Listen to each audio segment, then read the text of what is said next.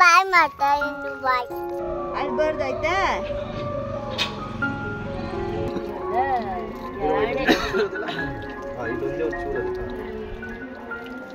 ಭಾನುವಾರ ಮಾಡ್ತಾರಾ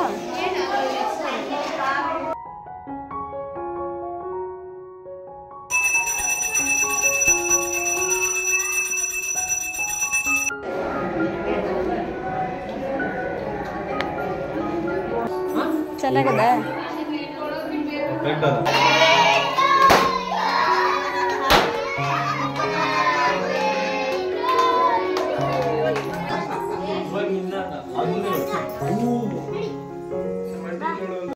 ಹಾಯ್ ಮಾಡಿ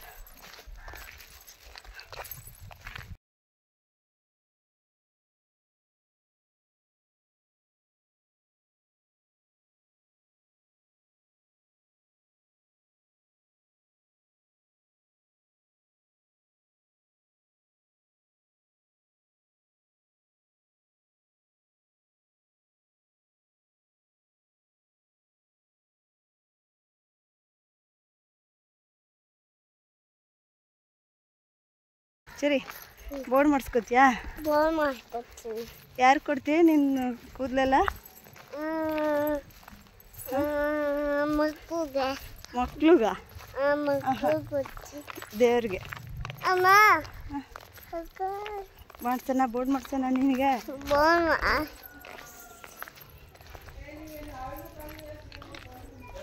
ಹಾಗೆ ವ್ಲಾಗ್ನ ಪೂರ್ತಿಯಾಗಿ ನೋಡಿ ಎಲ್ಲೂ ಸ್ಕಿಪ್ ಮಾಡೋದಕ್ಕೆ ಹೋಗಬೇಡಿ. ಏನಾದರೂ ಇಷ್ಟ ಆಯಿತು ಅಂದರೆ ಈ video please like share comment ಮಾಡೋದನ್ನು ಮರಿಬೇಡಿ. ಇನ್ನೂ ಯಾರಾದರೂ ಸಬ್ಸ್ಕ್ರೈಬ್ ಮಾಡ್ಕೊಳ್ಳದೆ ವಿಡಿಯೋನ ನೋಡ್ತಾ ಇದ್ದರೆ ಪ್ಲೀಸ್ ಬೇಗ ಹೋಗಿ ಸಬ್ಸ್ಕ್ರೈಬ್ ಮಾಡ್ಕೊಂಡು ವಿಡಿಯೋ ನೋಡಿ ಅಂತ ಕೇಳ್ತಾ ಬನ್ನಿ. ವ್ಲಾಗ್ನ ಶುರು ಮಾಡ್ಕೊಳ್ಳೋಣ. ನಾವಿಲ್ಲಿ ಆಲ್ರೆಡಿ ದೇವಸ್ಥಾನಕ್ಕೆ ಬಂದಿದ್ದೀವಿ.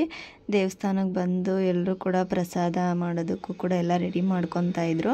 ನಾನಿಲ್ಲಿ ಮಕ್ಳುಗಳಿಗೆ ಮುಡಿ ಕೊಡಿಸ್ತಿದ್ವಲ್ಲ, ಹಾಗಾಗಿ ಮುಡಿ ತೆಗಿಯೋರು ಕೂಡ ಬಂದಿದ್ದರು. ಹಾಗಾಗಿ ನಾನು ಸ್ವಲ್ಪ ತಿಳ್ಕೊಳ್ಳೋದು, ನನ್ನ ಹಸ್ಬೆಂಡ್ ಸ್ವಲ್ಪ ಅವ್ರನ್ನ ಕೂರಿಸ್ಕೊಳ್ಳೋದು ಹಾಗೆ ಮಾಡ್ತಾಯಿದ್ವಿ. ಚೆರಿ ಏನೋ ಹಠ ಮಾಡಿಲ್ಲ, ಸ್ವಲ್ಪ ಅಪ್ಪು ಹಠ ಮಾಡ್ತಾಯಿದ್ದ ಬೇಡ ಅಂತೇಳಿ. ಅಂದರೆ ಅವನಿಗೆ ಈ ಥರ ಮುಡಿ ಮಾಡಿಸ್ಕೊಳ್ಳೋದಕ್ಕೇನು ಭಯ ಇರಲಿಲ್ಲ. ಆದರೆ ಸ್ಕೂಲಿಗೆಲ್ಲ ಹೋಗ್ತಾನೆ ನೋಡಿ, ಇವಾಗ ಸ್ವಲ್ಪ ದೊಡ್ಡವನಾಗಿದ್ದಾನಲ್ಲ, ಅವನಿಗೆ ಮುಡಿ ತೆಗೆಸ್ಕೊಳ್ಳೋದು ಅಂದರೆ ಬೋರ್ಡ್ ಮಾಡಿಸ್ಕೊಳ್ಳೋದಕ್ಕೆ ಇಷ್ಟ ಇರಲಿಲ್ಲ. ಯಾಕಂದರೆ ಸ್ಕೂಲ್ಗೆಲ್ಲ ಹೋದಾಗೆಲ್ಲ ಬೋಡ ಅಂತ ಕರೀತಾರೆ, ನನಗೆ ಬೇಡ ಮಾಡಿಸ್ಕೊಳ್ಳಲ್ಲ ಅಂತ ಹೇಳಿ ಸ್ವಲ್ಪ ಹಠ ಮಾಡ್ತಾಯಿದ್ದ. ಹಾಗಾಗಿ ಸ್ವಲ್ಪ ಇದು ಮಾಡ್ದೆ ಅಷ್ಟೇ. ಅದು ಬಿಟ್ಟರೆ ಇಬ್ಬರು ಆರಾಮಾಗಿ ಕೂತ್ಕೊಂಡು ಮುಡಿ ತೆಗೆಸ್ಕೊಂಡ್ರು. ಈಗ ಫ್ರೆಶ್ ಅಪ್ ಎಲ್ಲ ಮಾಡಿ ಹೊಸ ಬಟ್ಟೆ ಎಲ್ಲ ಹಾಕಿದ್ವಿ. ಅಂದರೆ ಮುಡಿ ತೆಗೆಸಿದಾಗ ಹೊಸ ಬಟ್ಟೆ ಹಾಕಬೇಕು ಅಂತೇಳಿ ಅಂತಾರೆ. ಹಾಗಾಗಿ ಈ ಸರಿ ನಮ್ಮಮ್ಮನೇ ತಂದಿದ್ರು ಇಬ್ರಿಗೂ ಬಟ್ಟೆನ, ಹೊಸ ಬಟ್ಟೆ. ಹಾಗಾಗಿ ಅದನ್ನೇ ಹಾಕಿದ್ವಿ. ಈಗ ಇನ್ನೇನು ಪ್ರಸಾದ ಎಲ್ಲ ರೆಡಿ ಆಗಿತ್ತು. ಅಂದರೆ ಹೆಸರು ಬೇಳೆ ಮಾಡಿಸ್ತಾ ಇದ್ವಿ ನಾವು. ಆಲ್ಮೋಸ್ಟ್ ಎಲ್ಲ ಕೆಲಸನೂ ಮುಗ್ದಿತ್ತು. ಈಗ ಲಾಸ್ಟಲ್ಲಿ ಈ ಥರ ಎಲೆಗಳನ್ನೆಲ್ಲ ಕಟ್ ಮಾಡ್ಕೊತಾ ಇದ್ದೀವಿ ಹೆಸರು ಬೇಳೆ ಕೊಡೋದಕ್ಕೆ ಅಂತೇಳಿ. ಇನ್ನೊಂದು ಕಡೆ ಹೆಸರು ಬೇಳೆನೂ ಕೂಡ ಎಲ್ಲ ರೆಡಿ ಆಗಿದೆ. ಫೈನಲಾಗಿ ಮಿಕ್ಸ್ ಮಾಡಿಕೊಂಡು ರೆಡಿ ಮಾಡಿ ಇಡೋದಷ್ಟೇ. ಈ ರೆಡಿ ಮಾಡಿದಾದಮೇಲೆ ನಾವು ಪೂಜೆ ಕೊಡೋದು. ಪ್ರಸಾದ ಎಲ್ಲ ಫಸ್ಟಿಗೆ ರೆಡಿ ಮಾಡಿ ಇಟ್ಕೊಂಡು ನೆಕ್ಸ್ಟು ಪೂಜೆ ಎಲ್ಲ ಮಾಡಿಸಿ ಆಮೇಲೆ ತೀರ್ಥ ಹಾಕಿಸಿ ಪ್ರಸಾದದ ಮೇಲೆ ಆಮೇಲೆ ಎಲ್ರಿಗೂ ಕೊಡೋವಂಥದ್ದು. ಈಗ ನಾನಿಲ್ಲಿ ಪೂಜಾ ಸಾಮಾನು ಏನೇನು ತೊಗೊಂಡು ಬಂದಿದ್ದೆ, ಪೂಜಾ ಐಟಮ್ಸ್ಗಳು, ಅವನ್ನೆಲ್ಲನೂ ಕೂಡ ಇಡ್ತಾ ಇದ್ದೀನಿ. ಈಗ ಅದನ್ನೆಲ್ಲ ಒಂದೊಂದೇ ಅವರು ಹೂವು ಹಣ್ಣು ಎಲ್ಲ ಇಟ್ಟು ದೇವ್ರ ಹತ್ರ ಪೂಜೆ ಮಾಡ್ತಾರೆ. ಇದು ಒಂದು ಮಾರಮ್ಮನ ದೇವಸ್ಥಾನ. ಇದು ನಮ್ಮ ಅಮ್ಮನ ಊರಲ್ಲಿರೋದು. ಅಂದರೆ ಈ ಥರ ಮಗು ಆದಮೇಲೆ ಏನು ಹಸ್ಬೆಂಡ್ ಕಡೆ ಮನೆ ದೇವರು, ಅಮ್ಮನ ಕಡೆ ಮನೆ ದೇವರು, ಎಲ್ಲ ಮನೆ ದೇವ್ರುಗಳಿಗೂ ಮುಡಿನ ಕೊಡಿಸೋದು. ಇನ್ನು ನನ್ನ ಮಕ್ಕಳಿಗೆ ಆಲ್ಮೋಸ್ಟ್ ಅಲ್ಲಿ ಎಲ್ಲ ದೇವರಿಗೂ ಮುಡಿ ಕೊಟ್ಟಿದ್ದಾಯಿತು ಅಂದ್ಕೊತೀನಿ. ಲಾಸ್ಟ್ ಇದೆ ಅಂದ್ಕೊತೀನಿ. ಫೈನಲಾಗಿ ಈ ಸರಿ ಕೊನೆಯದಾಗಿ ಇಬ್ರಿಗೂ ಒಟ್ಟಿಗೆ ಮುಡಿ ಕೊಡಿಸಿದ್ದೀವಿ. ಇಲ್ಲಿಗೆ ಎಲ್ಲ ಹರಕೆಗಳು ತೀರಿದೆ. ಇನ್ನೇನಾದರೂ ಎಲ್ಲಾದರೂ ಹೊರಗಡೆ ಆ ಥರ ದೇವಸ್ಥಾನಗಳಿಗೆ ಹೋದಾಗ ಕೊಡಬೇಕು ಅನಿಸಿದ್ರೆ ಕೊಡೋದಷ್ಟೇ. ಅಂದರೆ ಹರಕೆಗಳೆಲ್ಲ ಮುಗ್ದಿದೆ. ಮುಡಿ ಕೊಡಿಸ್ಬೇಕು ಅನ್ನೋದಿರುತ್ತಲ್ಲ ಮನೆ ದೇವ್ರುಗಳಿಗೆ, ಅದೆಲ್ಲ ಮುಗ್ದಿದೆ. ಈಗ ಪೂಜೆ ಎಲ್ಲ ಶುರುವಾಯಿತು. ಹಾಗೆ ನಾನು ಊರಲ್ಲೆಲ್ಲ ಹೋಗಿ ಸ್ವಲ್ಪ ಜನನ ಕರೆದು ಬಂದಿದ್ದೆ, ಅಂದರೆ ನಮಗೆ ರಿಲೇಟಿವ್ ಇರೋರ್ನ ಅಂಥವ್ರನ್ನ. ಹಾಗಾಗಿ ಅವರು ಕೂಡ ಪೂಜೆ ಅಷ್ಟೊತ್ತಿಗೆ ಎಲ್ಲರೂ ಕೂಡ ಬಂದರು. ಈಗ ಪೂಜೆನೂ ಮಾಡ್ತಾ ಇದ್ದಾರೆ.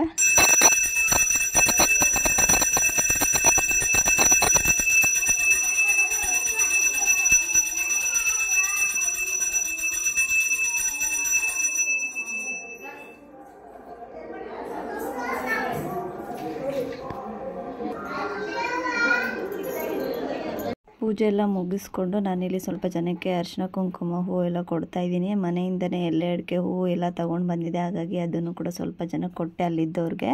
ಈಗ ಪ್ರಸಾದ ಎಲ್ಲ ಆಲ್ಮೋಸ್ಟ್ ಎಲ್ಲ ರೆಡಿ ಆಗಿತ್ತು. ಅಂದರೆ ದೇವರಿಗೆ ನೈವೇದ್ಯಕ್ಕೆ ಇಡೋವರೆಗೂ ಅದನ್ನು ಟೇಸ್ಟ್ ಕೂಡ ಮಾಡಿರಲ್ಲ.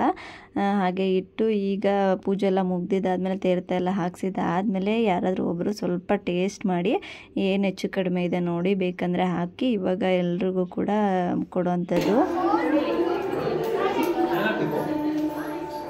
ಚೆನ್ನಾಗದ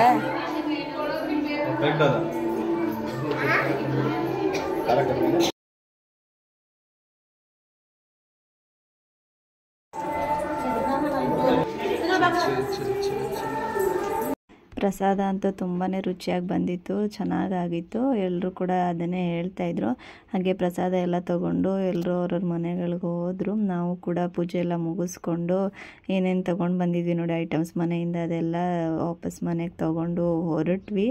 ಇನ್ನು ಮನೆಗೆ ಹೋದ್ಮೇಲೆ ಸಾಯಂಕಾಲ ನಮ್ಮ ಅಕ್ಕ ಅವ್ರ ಮಗಳದು ಬರ್ತಡೇ ಇತ್ತು, ಹಾಗಾಗಿ ಬರ್ತಡೇನ ಸೆಲೆಬ್ರೇಟ್ ಮಾಡ್ತಾಯಿದ್ದೀವಿ. ಅಕ್ಕ ಅಂತ ಹೇಳಿದ್ರೆ ನನ್ನ ಹಸ್ಬೆಂಡ್ ಅವರ ಅಕ್ಕ, ಅವ್ರ ಮಗಳದು 2ನೇ ಮಗಳದು ಬರ್ತಡೇ ಇತ್ತು. ಹಾಗಾಗಿ ಇಲ್ಲೇ ನಮ್ಮೂರಲ್ಲೇ ನಮ್ಮ ಮನೆಯಲ್ಲೇ ಸೆಲೆಬ್ರೇಟ್ ಮಾಡೋಣ ಅಂತೇಳಿ, ಹೇಗಿದ್ರು ನಾವು ಎಲ್ಲ ಬಂದಿದ್ವಲ್ಲ, ಹಾಗಾಗಿ ಬರ್ತಡೇನ ಸೆಲೆಬ್ರೇಟ್ ಮಾಡ್ತಾಯಿದ್ದೀವಿ. ಇನ್ನು ಊರಲ್ಲೆಲ್ಲ ಈ ಥರ ಫಂಕ್ಷನ್ ಮಾಡೋದಕ್ಕೆ ತುಂಬಾ ಇಷ್ಟ ಆಗುತ್ತೆ. ಬರ್ತಡೇ ಆಗಿರ್ಬೋದು, ಹಬ್ಬ, ಈ ಥರ ಏನೇ ಸಣ್ಣ ಪುಟ್ಟ ಫಂಕ್ಷನ್ ಇದ್ದರೂ ತುಂಬಾ ಎಂಜಾಯ್ ಮಾಡಿಕೊಂಡು ತುಂಬಾ ಇಷ್ಟಪಟ್ಟು ಮಾಡ್ತೀವಿ. ಯಾಕಂದರೆ ತುಂಬ ಜನ ಸೇರ್ತಾರೆ, ಮಕ್ಳುಗಳು ಹಾಗೆ ಅಕ್ಕಪಕ್ಕದ ಮನೆಯವರು, ರಿಲೇಟಿವ್ಸ್ಗಳು ಎಲ್ಲರೂ ಕೂಡ ಸೇರೋದ್ರಿಂದ ತುಂಬಾ ಖುಷಿಯಾಗಿ ಮಾಡ್ತೀವಿ. ಸಿಂಪಲ್ಲಾಗಿದ್ದರೂ ಅದೊಂಥರ ಜನಗಳು ಸೇರಿದ್ಮೇಲೆ ಅದು ತುಂಬ ಗ್ರ್ಯಾಂಡ್ ಅಂತಲೇ ಅನಿಸ್ಬಿಡುತ್ತೆ. ತುಂಬಾ ಚೆನ್ನಾಗಾಯಿತು ಬರ್ತಡೇ ಕೂಡ. ಹಾಗೆ ಇಬ್ಬರಲ್ಲಿ ಯಾರು ಬರ್ತಡೇ ಗರ್ಲ್ ಅಂತ ನಿಮಗೂ ಕನ್ಫ್ಯೂಸ್ ಆಗ್ತಾ ಇರ್ಬೋದು. ಅಲ್ಲಿ ಮೆರೂನ್ ಕಲರ್ ಡ್ರೆಸ್ ಹಾಕ್ಕೊಂಡಿದ್ದಾಳಲ್ಲ ಅವಳದೇ ಬರ್ತಡೇ. ಅವಳ ಹೆಸರು ಬಂದು ರಚನಾ ಅಂತೇಳಿ. ಹಾಗೆ ಕೇಕೆಲ್ಲ ಇಟ್ಟು ಏನೋ ಅಷ್ಟೊಂದು ಡೆಕೋರೇಟ್ ಏನೆಲ್ಲ ಮಾಡೋದಕ್ಕೆ ಹೋಗಿಲ್ಲ. ಹಾಗೆ ಸಿಂಪಲ್ಲಾಗಿ ಕೇಕ್ ಕಟ್ ಮಾಡಿದ್ವಿ ಅಷ್ಟೇ. ಮಕ್ಕಳೆಲ್ಲ ಬಂದಿದ್ರಲ್ಲ, ಎಲ್ಲರೂ ಕೂಡ ಜೊತೆಗೆ ನಿಲ್ಲಿಸಿ ಫೋಟೋಶೂಟ್ ಎಲ್ಲ ಮಾಡಿದ್ವಿ. ಅಂದರೆ ಫೋಟೋಶೂಟ್ ಅಂತೇನಿಲ್ಲ, ಹಾಗೆ ಸುಮ್ಮನೆ ಒಂದು ಫೋಟೋನ ತೆಕ್ಕೊಂಡ್ವಿ ಎಲ್ಲರೂ ಮಕ್ಳುಗಳನ್ನೆಲ್ಲ ನಿಲ್ಲಿಸಿ. ಈಗ ಕೇಕ್ ಕಟ್ ಮಾಡೋ ಟೈಮ್ ಕೂಡ ಬಂತು. ಹಾಗೆ ಅವ್ರ ಪಪ್ಪ ಬಂದಿಲ್ಲ, ಅವ್ರಿಗೆ ಪಪ್ಪನಿಗೆ ಏನೋ ಸ್ವಲ್ಪ ಕೆಲಸ ಇತ್ತು ಅಂತ ಹೇಳಿ ಬಂದಿಲ್ಲ. ಹಾಗಾಗಿ ನಾವೇ ಎಲ್ಲರೂ ಕಟ್ ಮಾಡ್ಕೊಂಡ್ವಿ.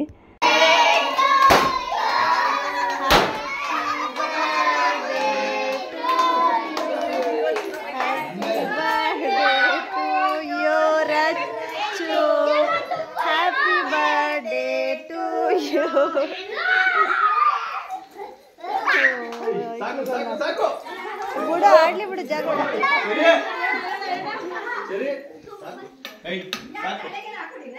ಕೇಕ್ ತಿನ್ನಲ್ರ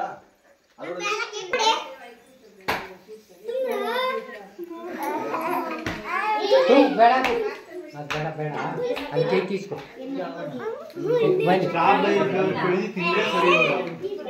ಹಾಗೆ ಇಲ್ಲಿ ನೋಡ್ತಾ ಇರ್ಬೋದು, ಅಪ್ಪು ಮುಡಿ ಕೊಟ್ಟಾದ್ಮೇಲೆ ಅವನಿಗೆ ಒಂಥರ ಬೋರ್ಡ್ ತಲೆನ ತೋರಿಸೋದಕ್ಕೆ ಅವನಿಗೆ ಶೇಮ್ ಆಗ್ತಿತ್ತು.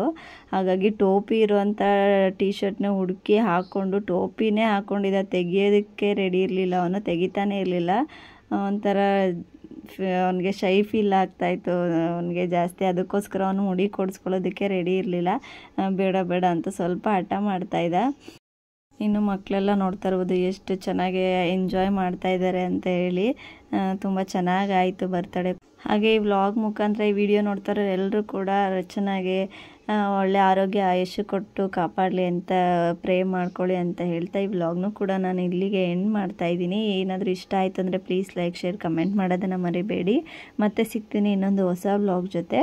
ನಮ್ಮ ಅಮ್ಮನ ಚಾನಲ್ ಪ್ಲೀಸ್ ಲೈಕ್ ಮಾಡಿ, ಶೇರ್ ಮಾಡಿ, ಸಬ್ಸ್ಕ್ರೈಬ್ ಮಾಡಿಕೊಂಡು ಫಾಲೋ ಮಾಡಿ. Thank you. Bye bye. Bye bye.